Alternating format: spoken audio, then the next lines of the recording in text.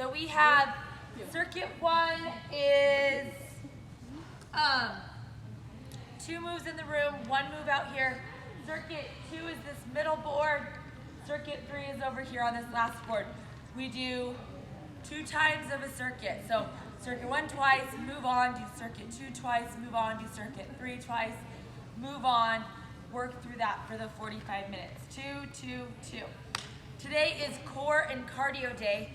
So when we're doing this, we're thinking maybe today is a lighter weight day so that you're able to go at a good pace to keep your heart rate up so we get that cardio more involved today. So we're not having to take breaks in between exercises. So circuit 1 is starting in the room with a deadlift, okay? We have the barbells in there. You can also use weighted bars if the barbell isn't a good fit for you today. You can also use a kettlebell. But with our deadlift, we're using our hinge, okay?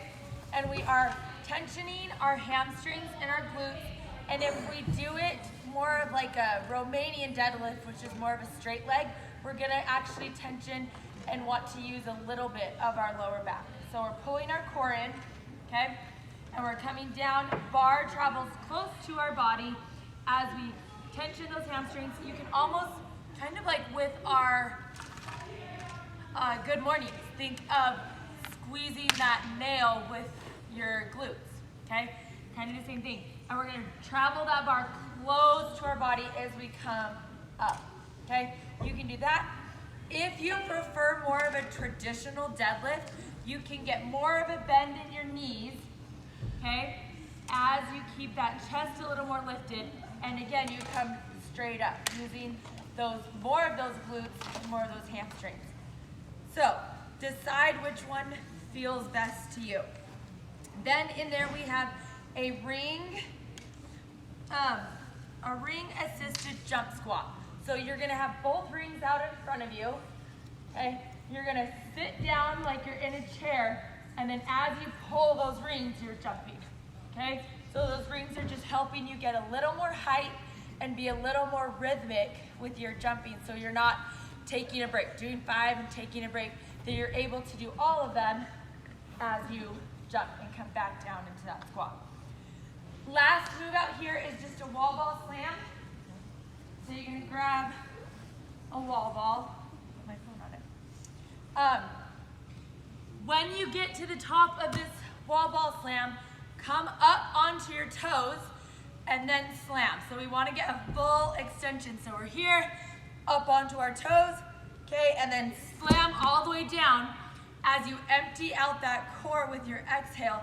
So we're really using that core, and it's almost like we're using that as like a crunch or an abdominal workout as well.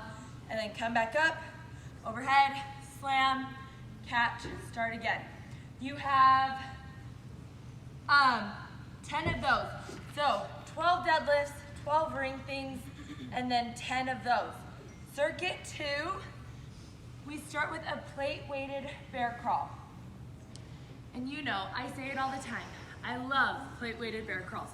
Not because they're easy, but because you guys are able to get really immediate feedback and fix things.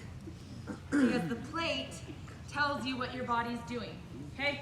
Plate weighted bear crawls, 12 forward, 12 back. We are not worried about distance, okay? Small, controlled steps. So I'm gonna come up into that bear crawl position.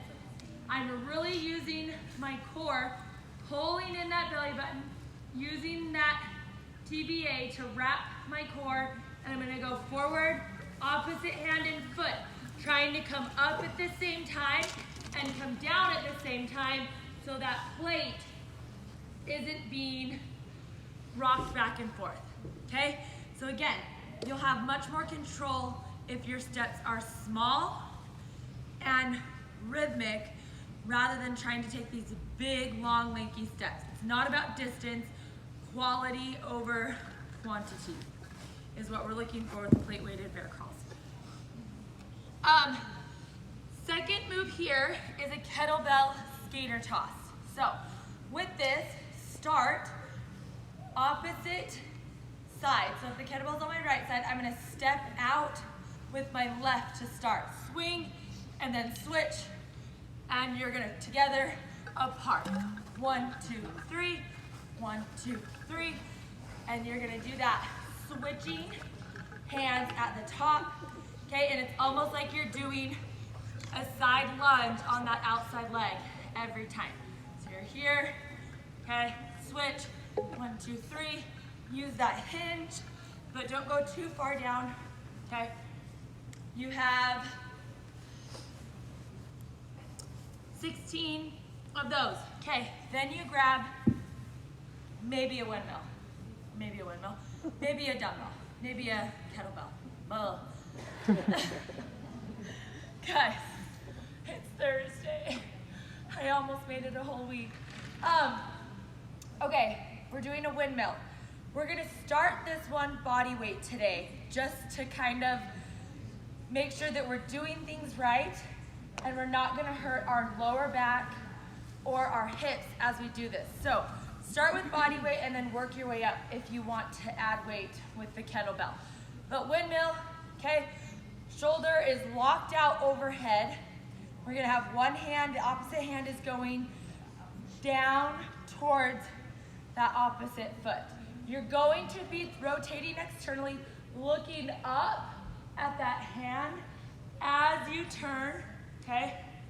And then when you come up, you're going to start your exhale, pulling that core in so that now we know that all of the right muscles are using like our obliques and our quadratus lumborum. That's what I'm thinking of, okay? And so this is really important that if you need to, you can bend that other leg and then come up, okay? If you don't want to do it that way, you can also do the kneeling option, where you're one knee up, you're in kneeling. Same mechanics though. That knee's gonna come, that rotation outside while you're looking up at your hand. Hand comes down, and then you come back up.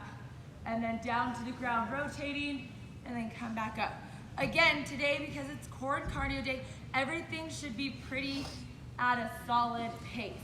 Okay, so touch the ground and come up, rotate that shoulder out and in. Add weight if you want to. Okay, that is circuit 2.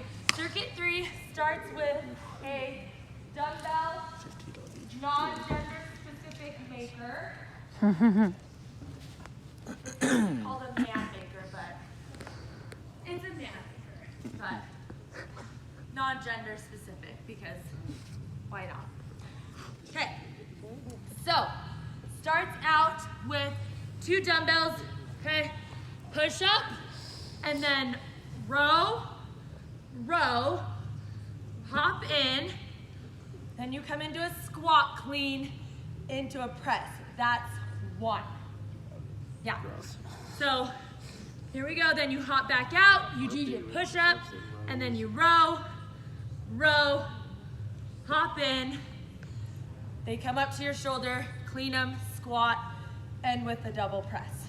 Okay? You have, let's see, you have 5 of those, and you have 10 up downs for Bino push-up. Just make sure that when you kick back, your hips are nice and high. They're not sagging down, okay?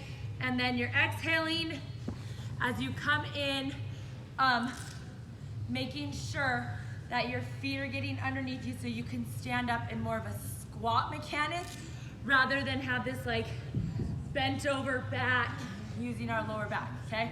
Be mindful, your feet come in, your butt sits down, and it's like a squat when you're coming up. So you have 10 of those, then we just have 1 field sprint. It doesn't say run, it says sprint. So faster than you would normally run around this field. And that's it. We do 2, 2, 2, 45 minutes.